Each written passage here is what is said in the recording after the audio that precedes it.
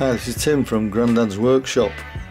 I was looking for a quick method to export shorter video clips from my 1.5 hour master video using the free version of Lightworks 2023.1. This is how I did it. I know this time I wanted my video clip to start, so I'm able to put that straight in the timeline. The start time was 27 minutes 31.09 seconds.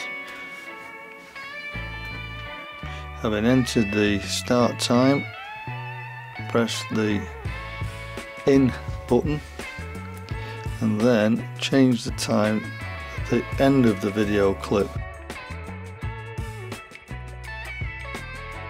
which in this case is 57 minutes 56.14 seconds, and hit the out button.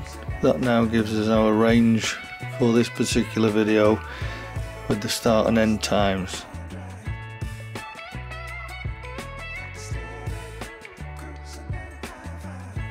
Then just reduce that down, click at the end of your video track, export as you would do normally, H.264 MP4.